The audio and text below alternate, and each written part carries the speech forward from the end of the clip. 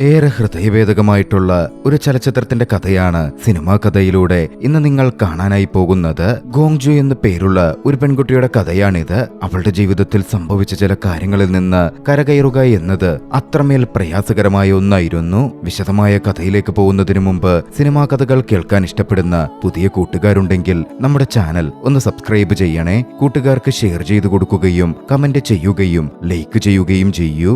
നമുക്ക് നേരെ വിശദമായ കഥയിലേക്ക് കടക്കാം. കഥ ആരംഭിക്കുന്നത് ഗോങ്ജുവിൽ നിന്നുമാണ്. അവൾ തനിക്ക് പാട്ടുപാടാൻ ഒരുപാട് ഇഷ്ടമാണെന്നും അതിലാണ് താൻ ആശ്വാസം കണ്ടെത്തുന്നതും എന്ന് തന്റെ സ്കൂളിലെ പ്രിൻസിപ്പലിനോട് പറയുകയായിരുന്നു. ഒരുപാട് അധ്യാപകരും അവിടെ ചുറ്റിലുമുണ്ട്. എന്തോ ചില കാരണങ്ങളാൽ ഗോങ്ജുവിനെ ആ സ്കൂളിൽ നിന്ന് മറ്റൊരു സ്കൂളിലേക്ക് പറഞ്ഞയക്കുകയാണ്. ഗോങ്ജു വീട്ടിലെത്തി തന്റെ സാധനങ്ങൾ പാക്ക് ചെയ്തു. അവളെ സഹായിക്കാൻ അവിടെ മറ്റാരും ഉണ്ടായിരുന്നില്ല. അതുകൊണ്ട് ഗോങ്ജുവിന്റെ അധ്യാപകൻ ലീ അവളെ സഹായിക്കാനെത്തി. അതിനുശേഷം യാത്ര ചെയ്ത് ഗോങ്ജു ഒരു പുതിയ നഗരത്തിലെത്തിച്ചേർന്നു. അവൾ തന്റെ പുതിയ സ്കൂളിലേക്ക് പോയി. അവിടുത്തെ പ്രിൻസിപ്പൽ പഴയ സ്കൂളിലെ പ്രിൻസിപ്പലിന്റെ സുഹൃത്തായിരുന്നു. അതിനുശേഷം അവളുടെ അധ്യാപകൻ അവൾക്കൊരു ഫോൺ നൽകിയിട്ട് പറഞ്ഞു, എന്റെയും നിന്റെ അച്ഛന്റെയും അല്ലാതെ മറ്റാരുടെയും കോളുകൾ നീ എടുത്തേക്കരുത്. വേണമെങ്കിൽ നിന്റെ അച്ഛന്റെ കോൾ പോലും നീ എടുക്കണ്ട. നിനക്കിവിടെ താമസ സൗകര്യം കിട്ടുന്നതുവരെ വേണമെങ്കിൽ ഇവിടെയുള്ള എന്റെ അമ്മയോടൊപ്പം നിനക്ക് താമസിക്കാം. ലീയായിരുന്നു അതെല്ലാം പറഞ്ഞുകൊണ്ടിരുന്നത്. ഗോങ്ജുവിനെ അദ്ദേഹം പൂർണ്ണമായി സപ്പോർട്ട് ചെയ്യുന്നുണ്ട്. അദ്ദേഹം കൂട്ടിച്ചേർത്തു, നീ പേടിക്കൊന്നും വേണ്ട.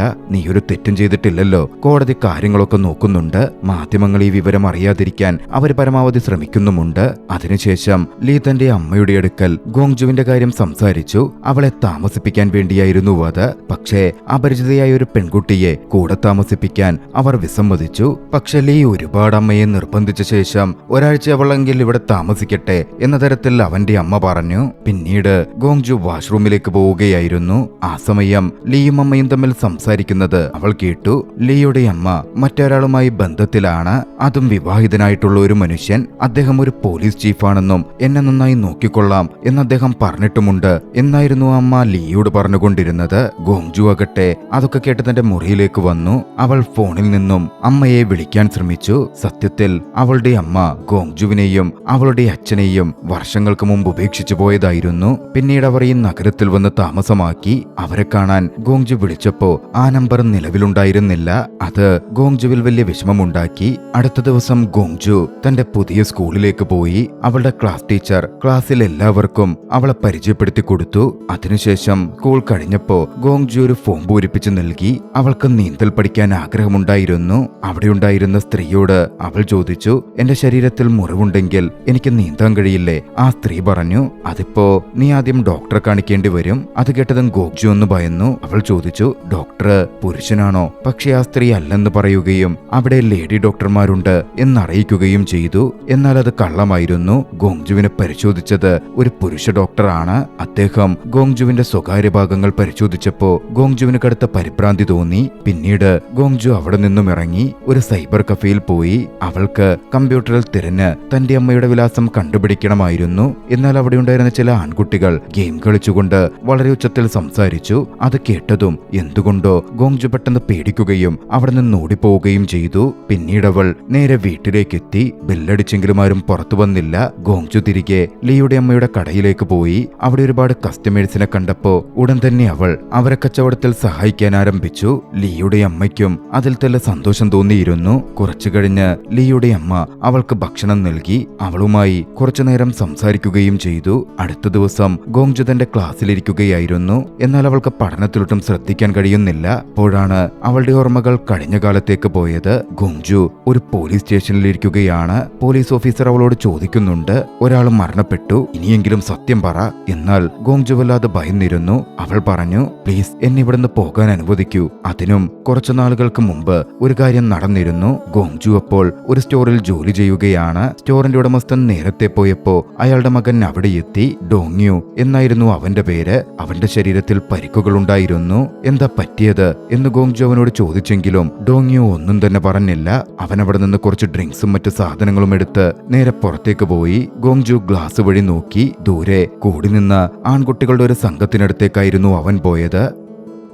അടുത്ത ദിവസം സ്കൂളിൽ വെച്ച് ഗോങ്ജു തന്റെ കൂട്ടുകാരി ഹവാവോയെ കണ്ടു. അവളും ഗോങ്ജുവും ബെസ്റ്റ് ഫ്രണ്ട്സ് ആയിരുന്നു. അവരിരുവരും ഓരോ കാര്യങ്ങൾ സംസാരിച്ചു. ഗോങ്ജുവിന്റെ അച്ഛൻ വലിയ മദ്യപാനിയാണ്. പലപ്പോഴും അദ്ദേഹം വീട്ടിലേക്ക് പോലും വരാറുണ്ടായിരുന്നില്ല. അന്ന് ഹവാവോ പറഞ്ഞു, ഇന്ന് ഞാൻ നിന്നെ കാണാൻ നിന്റെ വീട്ടിലേക്ക് വരും, ഡോങ്യുനെയും കൂടെ കൂട്ടാം. ഗോങ്ജു വേണ്ടെന്ന് പറഞ്ഞു. അവൾക്ക് എന്തോ ഭയമുണ്ടായിരുന്നു. ഹവാവോയും ഡോങ്യുനും തമ്മിൽ പ്രണയത്തിലാണ്. കഥ വീണ്ടും പ്രസന്റിലേക്ക് വരുന്നു. ഗോങ്ജു തന്റെ പുതിയ സ്കൂളിലെ ചില പെൺകുട്ടികൾ മ്യൂസിക് റൂമിലിരുന്ന് പാട്ട് പാടുന്നത് കണ്ടു. ഗോങ്ജുവിനും പാടാൻ ഒരുപാട് ഇഷ്ടമായിരുന്നു. അതുകൊണ്ട് അവൾ അവിടെ ഒന്ന് ഒതുങ്ങി നിന്ന് അത് കേൾക്കാൻ തുടങ്ങി. അപ്പോ പെട്ടെന്നൊരു പെൺകുട്ടി ഗോങ്ജുവിനെ കണ്ടു. അവരുടെ കണ്ണുകൾ ഉടക്കിയതും ഗോങ്ജു പെട്ടെന്ന് അവിടെ നിന്ന് ഓടിപ്പോയി. പിന്നീട് ഗോങ്ജു തന്റെ നീന്തൽ പരിശീലനം ആരംഭിച്ചു. ആ പുതിയ നഗരത്തിൽ എത്തിയതു മുതൽ എന്തോ ഒരു കാരണത്താൽ അവൾക്ക് നീന്തൽ പഠിക്കണമെന്നുണ്ടായിരുന്നു. പക്ഷേ അവിടെ ഒരു പുരുഷ ട്രെയിനറെ കണ്ടപ്പോ അവളുടെ ഉള്ളിൽ വല്ലാത്തൊരു പേടിയുടലെടുത്തു. എന്തായാലും അവൾ നീന്തൽ പഠിക്കാൻ ശ്രമിച്ചു. അന്ന് തിരികെ വരുമ്പോ ലിയുടെ അമ്മയുടെ കട അടഞ്ഞുകിടക്കുന്നത് ഗോങ്ജു നോക്കിക്കണ്ടു. അവൾ ആ കടയ്ക്കുള്ളിലേക്ക് ജനലിലൂടെ നോക്കി. അവിടെ ലിയുടെ അമ്മയും കാമുകനായ പോലീസ് ചീഫും കൂടി സന്തോഷത്തോടെ നൃത്തം ചെയ്യുകയായിരുന്നു. പിന്നീട് ഒരു ദിവസം നീന്തലൊക്കെ കഴിഞ്ഞ് ഗോങ്ജു വാശി ചെയ്യുകയായിരുന്നു. ആ സമയം അവൾ ഒരു പാട്ട് പാടുന്നുമുണ്ടായിരുന്നു. മുമ്പ് മ്യൂസിക് റൂമിൽ നിന്ന് ഗോങ്ജുവിനെ കണ്ട അതേ പെൺകുട്ടി അവിടെ എത്തി. അവൾ ഗോങ്ജു പാടുന്നതിൽ ഇംപ്രസ്ഡ് ആയി ആ ശബ്ദം റെക്കോർഡ് ചെയ്തെടുത്തു. പിന്നീട് ഗോങ്ജുവിനെ കണ്ടപ്പോ ആ ശബ്ദം കേൾപ്പിച്ചു കൊടുത്ത് അവൾ ഒരുപാട് പുകഴ്ത്തി. ഗോങ്ജുവിനോട് തങ്ങളുടെ മ്യൂസിക് ഗ്രൂപ്പിൽ ചേരാൻ അവൾ ആവശ്യപ്പെടുകയും ചെയ്തു. പക്ഷേ ഗോങ്ജു പെട്ടെന്ന് ഞെട്ടുകയായിരുന്നു ചെയ്തത്.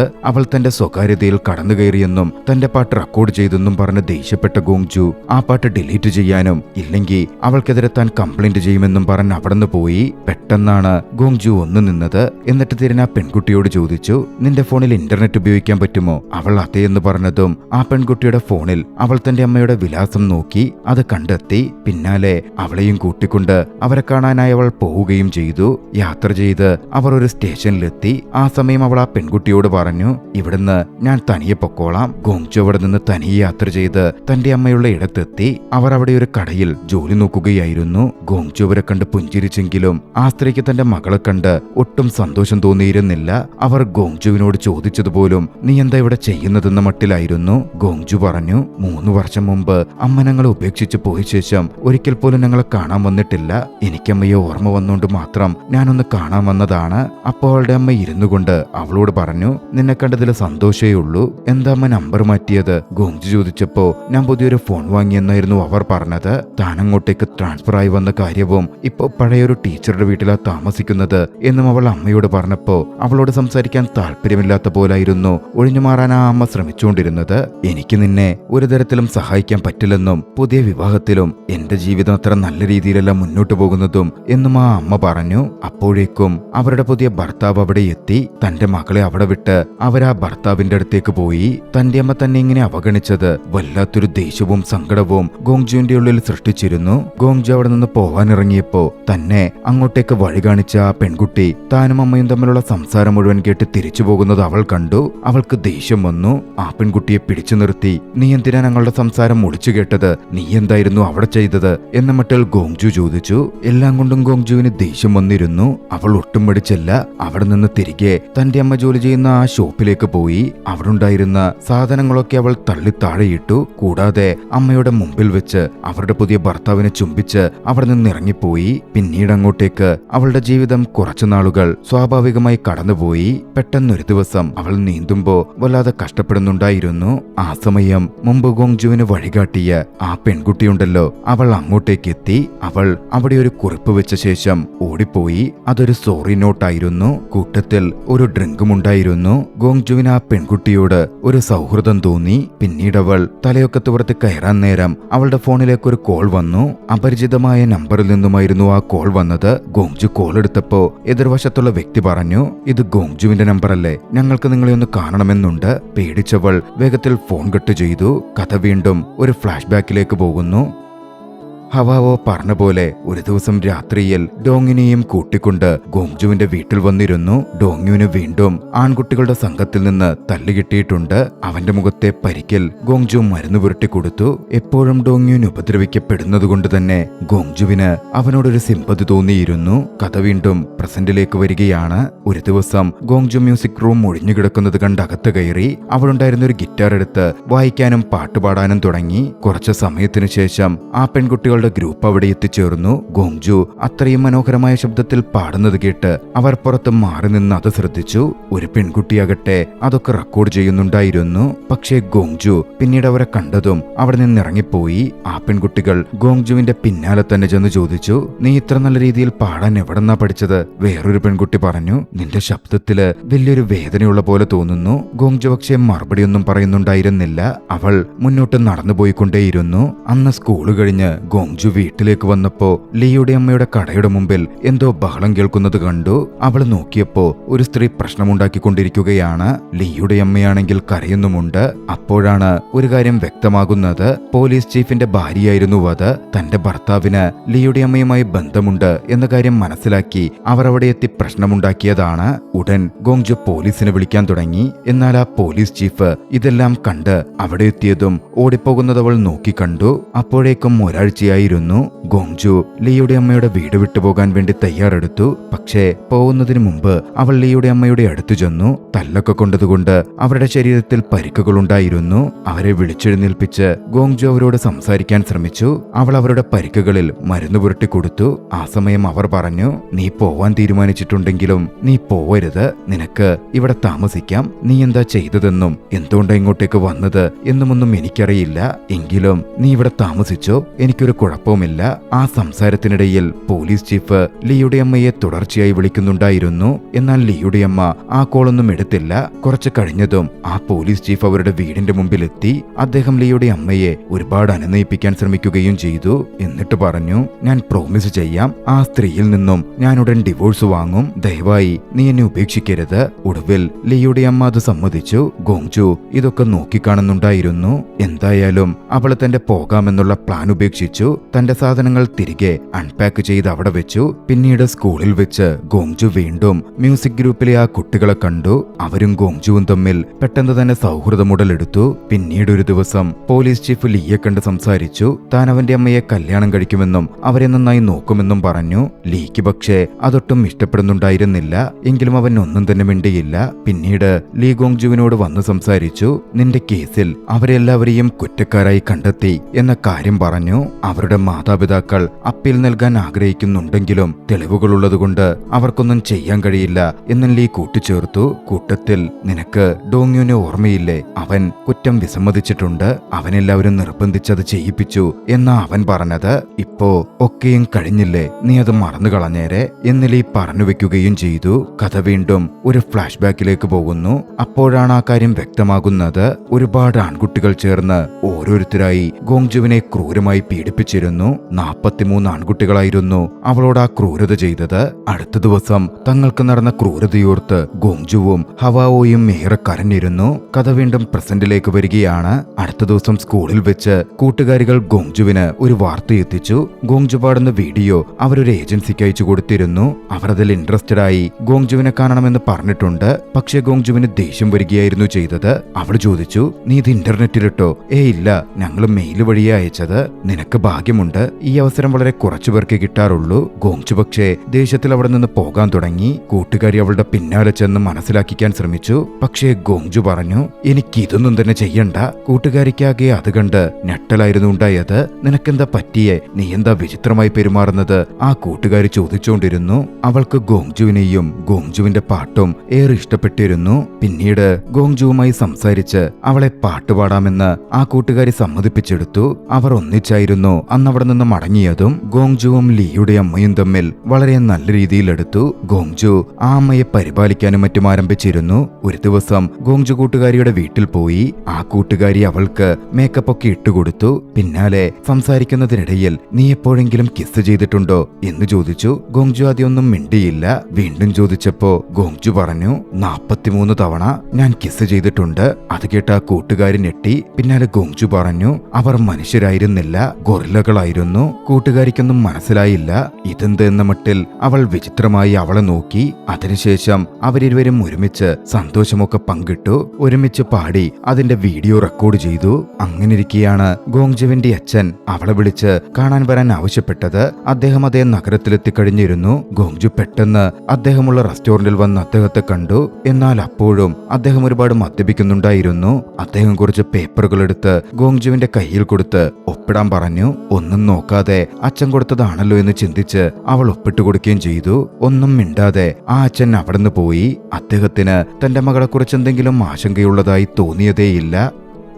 ഗോങ്ജു പിന്നീട് ഒരു ദിവസം നേരെ നീന്തൽ കുളത്തിലേക്ക് പോയി. പക്ഷെ പെട്ടെന്നെന്തോ ശബ്ദം കേട്ടതും അവൾ വല്ലാതെ ഭയപ്പെട്ടു. കഥ വീണ്ടും ഒരു ഫ്ലാഷ് ബാക്കിലേക്ക് പോകുന്നു. ഒരു ദിവസം ഗോങ്ജു തന്റെ വീട്ടിലേക്ക് വരുമ്പോ അതിനോടകം ആ വീട്ടിൽ കുറെ പയ്യന്മാരും ഹവാവോയും ഉണ്ടായിരുന്നു. ഡോങ്യുനെയും അവിടെ കൊണ്ടുവന്നിട്ടുണ്ട്.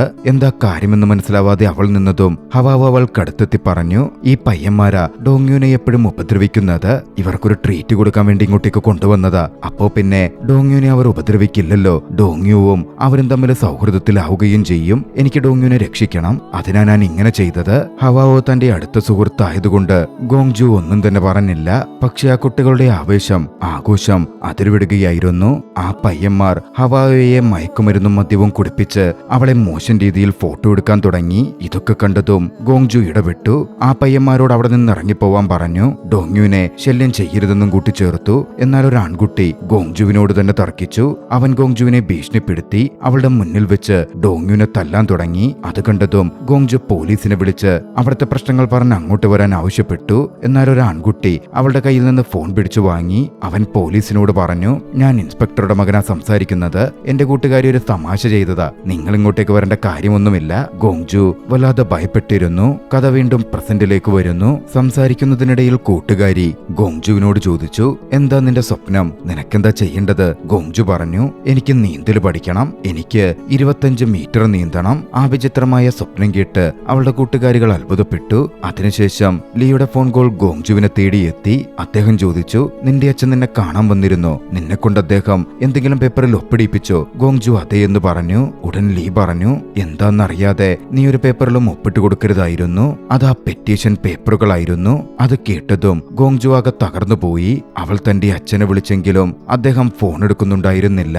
ഗോങ്ജുവിന് കാര്യം മനസ്സിലായി. അവളുടെ അച്ഛൻ അവളെ ഉപദ്രവിച്ച ആൺകുട്ടികളുടെ മാതാപിതാക്കളിൽ നിന്ന് പണം വാങ്ങിയിരിക്കുന്നു. അവൾ അറിയാതെ ആ പെറ്റീഷൻ ഒപ്പിടിപ്പിച്ച് ആ പ്രതികളെ അദ്ദേഹം മോചിപ്പിച്ചിരിക്കുന്നു. അപ്പോഴേക്കും അവൾക്ക് അപരിചിതമായ നമ്പറുകളിൽ നിന്ന് കുറെ കോളുകൾ വരാൻ ആരംഭിച്ചു. അവൾ വല്ലാതെ ഭയപ്പെട്ടു. പിന്നീട് ഒരു ദിവസം കൂട്ടുകാരികൾ ഗോങ്ജുവിനെ മ്യൂസിക് റൂമിലേക്ക് കൂട്ടിക്കൊണ്ടുപോയി. അവിടെ ഒരു പ്രൊജക്ടറിൽ ഇന്റർനെറ്റിൽ അപ്ലോഡ് ചെയ്ത് അവളും കൂട്ടുകാരിയും കൂടി പാടിയ ആ ഗാനത്തിന്റെ വീഡിയോ പ്ലേ ചെയ്യുന്നുണ്ടായിരുന്നു. ഗോങ്ജു അത് കണ്ടതും അക്ഷരാർത്ഥത്തിൽ ഞെട്ടി. അവരുമായി അതിന്റെ പേരിൽ തർക്കിച്ചു. കൂട്ടുകാരികളും അവളുമായി ദേഷ്യപ്പെട്ടു. ഒടുവിൽ രണ്ടു കൂട്ടരും പിണങ്ങി രണ്ടു വഴിക്ക് പോയി. പിന്നീട് ക്ലാസ്സിലിരിക്കുമ്പോ ഗോങ്ജു വല്ലാതിരിക്കുകയായിരുന്നു. അപ്പോഴാണ് അങ്ങോട്ടേക്ക് അപരിചിതരായ കുറെ ആളുകൾ കടന്നു വന്നത്.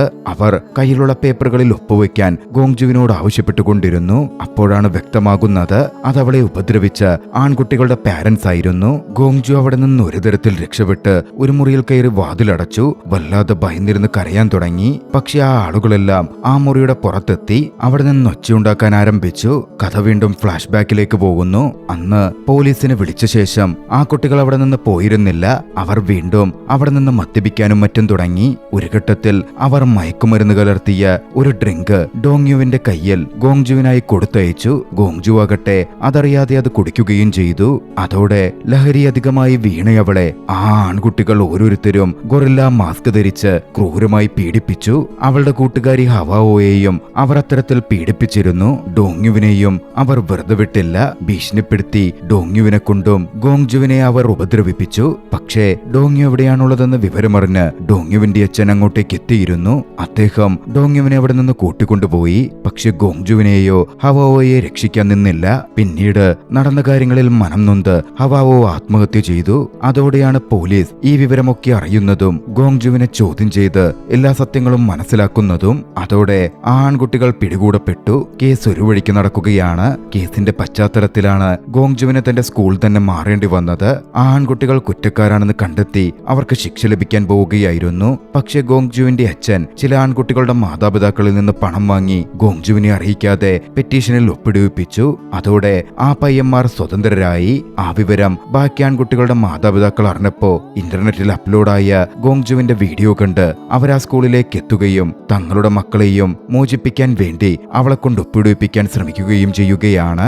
ഗോങ്ജു പിന്നാലെ പ്രിൻസിപ്പലിന്റെ ഓഫീസിലേക്ക് എത്തിച്ചേർന്നു. പോലീസ് ചീഫും എത്തി കാര്യങ്ങളൊക്കെ നിയന്ത്രണത്തിലാക്കിയിരുന്നു. പ്രിൻസിപ്പൽ ഗോങ്ജുവിനോട് സംസാരിച്ചു. ഞങ്ങൾക്ക് നിന്റെ ഈ കേസിനെ കുറിച്ചൊന്നും അറിയില്ലായിരുന്നു. ബോർഡ് മെമ്പേഴ്സുമായി ഡിസ്കസ് ചെയ്യാതെ നിന്നിവിടെ പഠിപ്പിക്കൽ കുറച്ച് ബുദ്ധിമുട്ടാണ്. ഞങ്ങളൊരു തീരുമാനം പറയുന്നതുവരെ നീ എന്തായാലും വീട്ടിൽ തന്നെ ഇരിക്കൂ. അങ്ങനെ ഗോങ്ജു വീണ്ടും സ്കൂളിൽ നിന്ന് പുറത്തായി വീട്ടിലെത്തി. പോലീസ് ചീഫ് ഗോങ്ജുവിനെ ലീയുടെ അമ്മയുടെ വീട്ടിലേക്ക് കൊണ്ടുപോകാൻ തുടങ്ങി. ഗോങ്ജു അവരോട് ചോദിച്ചു, ലീയുടെ അമ്മ ഈ വിവരങ്ങളൊക്കെ അറിഞ്ഞോ? അവരോട് പോലീസ് ചീഫ് കേസിന്റെ മുഴുവൻ വിവരങ്ങളും പറഞ്ഞുകൊടുത്തിരുന്നു. പക്ഷെ അപ്പോഴും ലീയുടെ അമ്മ ഗോങ്ജുവിനെ ഇവിടെ തന്നെ നിർത്തും എന്നായിരുന്നു പറഞ്ഞത്. പക്ഷെ കേസ് അവസാനിച്ചിട്ടില്ലെന്നും പയ്യന്മാരുടെ പാരന്റ്സ് അപ്പീൽ പോവുകയാണെന്നും ആകെ പ്രശ്നമാകുമെന്നുമൊക്കെ പോലീസ് ചീഫ് പറഞ്ഞുകൊണ്ടേയിരുന്നു. ഇതെല്ലാം ഗോങ്ജു കേൾക്കുന്നുണ്ടായിരുന്നു.